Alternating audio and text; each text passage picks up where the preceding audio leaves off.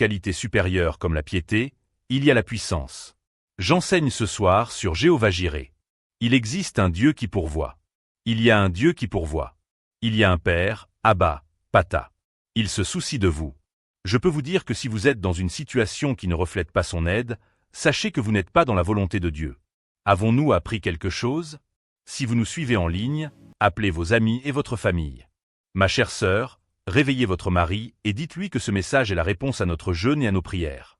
Notre monde est dominé par l'économie. L'absence de ressources financières peut et va paralyser toute vie et toute vision.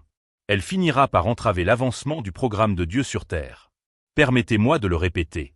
L'absence de ressources financières peut et va paralyser toute vie, toute vision et, en fin de compte, entraver l'avancement du programme de Dieu. Alléluia! Avez-vous compris tout ce que vous avez entendu jusqu'ici? La première partie de mon projet ce soir est de vous mettre en colère, car si vous ne l'êtes pas, vous ne tirerez aucun bénéfice du reste de ce que je veux dire. Je veux vous provoquer. Je veux que vous compreniez. Écoutez, en tant que mère, pendant que je vous parle, je veux que vous pensiez à vos enfants, ces beaux fils et filles qui sont dans l'incapacité de payer faute de moyens financiers. Il y a des pasteurs qui sont en train de se déconnecter, au bord du suicide, et comme on dirait que c'est le cas aujourd'hui, vous savez, après la Covid, vous savez combien d'églises ont fermé faute de moyens financiers pour se remettre sur pied. Beaucoup avaient des dettes et ne pouvaient pas payer. Et parce qu'il y avait des gens qui avaient un engagement d'intégrité, ils ont dit « Je préfère conclure en paix plutôt que de faire des compromis ». Ce soir, il y a une issue, au nom de Jésus-Christ. Tout le monde le crie. Dis « Je refuse d'être pauvre ». Une fois de plus. Dis « Je refuse d'être pauvre ». Au nom de vos enfants, dites-le « Je refuse d'être pauvre ». Au nom du programme de Dieu, dites « Je refuse d'être pauvre ». Nous sommes un peuple qui aime déjà Dieu. Il n'y a ni honte ni crainte à vous enseigner, car on vous a enseigné la voie du royaume. Je n'ai donc pas peur de ce que l'abondance produira dans votre vie. Alléluia. Quant à moi, je déteste la pauvreté. Elle n'est pas cachée. Je ne la cacherai pas. Je n'ai rien à faire. Il ne s'agit pas de parler. Je n'ai pas besoin d'en parler. Vous devez vous en servir comme d'un outil, et les affaires du roi exigent de la hâte. Savez-vous qu'il y en a beaucoup? Si je vous demande d'écrire une requête de prière maintenant, je vous le dis sincèrement, plus de 90% des requêtes de la plupart des gens ici, s'ils ont les moyens financiers nécessaires en moins de 2 jours, seront de l'histoire ancienne. Ai-je raison? Je ne veux pas que vous soyez en difficulté un jour et que vous vous retourniez et disiez « Apôtre, tu ne m'as pas enseigné ».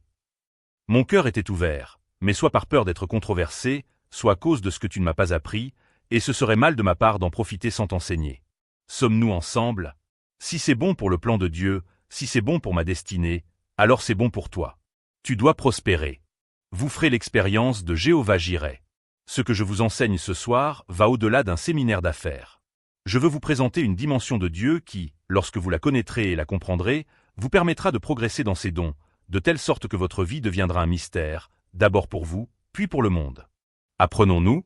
Laissez-moi faire un bref récapitulatif avec vous. Veuillez noter ce qui suit. Premièrement, le point de départ de tout parcours financier. Le point de départ de tout parcours financier, c'est d'être conscient que, premièrement, je vais commencer à les énumérer maintenant. Le point de départ de tout parcours financier, c'est d'être conscient que, premièrement, c'est la volonté de Dieu que vous et moi prospérions financièrement. S'il vous plaît, notez cela. Ceci est un récapitulatif. C'est la volonté de Dieu que vous et moi prospérions financièrement. Psaume 35 et verset 27. Que ceux qui soutiennent ma cause poussent des cris de joie. Il est dit, qu'ils disent sans cesse, que l'Éternel soit glorifié, lui qui prend plaisir à la prospérité de son serviteur. Deutéronome chapitre 8 et verset 18. Vous vous souviendrez de l'Éternel, votre Dieu, car c'est lui qui vous donne la force de vous enrichir, afin de maintenir son alliance, de maintenir son alliance qu'il a jurée à vos pères, comme elle l'est aujourd'hui. Le point de départ de tout parcours financier est cette orientation. Vous devez croire, trouver le moyen de croire que c'est la volonté de Dieu pour vous, en plus d'être spirituellement dynamique, d'aimer Jésus, de vivre pleinement votre vie de prière et votre vie d'étude de la parole, que tout cela fait partie du tout, et que vous serez prospère économiquement et financièrement. Criez, j'y crois.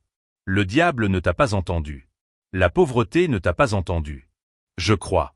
Je crois pour toujours. Je crois que la volonté de Dieu pour Koinonia est que, tout en servant les desseins de Dieu, nous le fassions avec des ressources abondantes. Pour ma part, je crois que, tout en servant les desseins de Dieu, ce n'est pas la volonté de Dieu que je vienne frapper à votre porte chaque matin et vous saluer au calvaire juste pour mendier de quoi manger. Imaginez que je vous envoie un SMS pour vous dire que je pars prêcher. Pouvez-vous m'aider pour le transport? C'est un compromis avec la prêtrise. La prêtrise est synonyme d'honneur. Nombreux sont les hommes de Dieu qui ne peuvent pas dire « Levez les mains et recevez aujourd'hui », car tous ceux qui lèvent les mains sont ceux qui leur ont donné par la mendicité et non par révélation. Vous devez donc être conscient que la prospérité est la volonté de Dieu. Deuxièmement, vous devez croire, s'il vous plaît, que la richesse et l'abondance sont des bénédictions qui viennent avec l'amour et le service de Jésus. Vous devez y croire. La richesse et l'abondance sont parmi les bénédictions qui viennent avec l'amour et le service de Jésus. Or, vous ne le servez pas pour l'argent. Vous ne le servez pas, car si la seule raison pour laquelle vous servez Jésus est l'argent, vous êtes charnel. Vous n'êtes pas encore un vrai chrétien. Vous devez l'aimer au-delà de l'argent.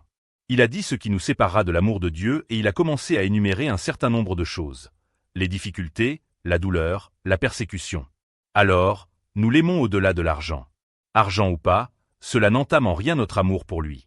Mais je peux vous dire ceci, vous devez croire que la richesse, l'abondance et l'émancipation économique sont des bénédictions qui viennent avec l'amour et le service de Jésus.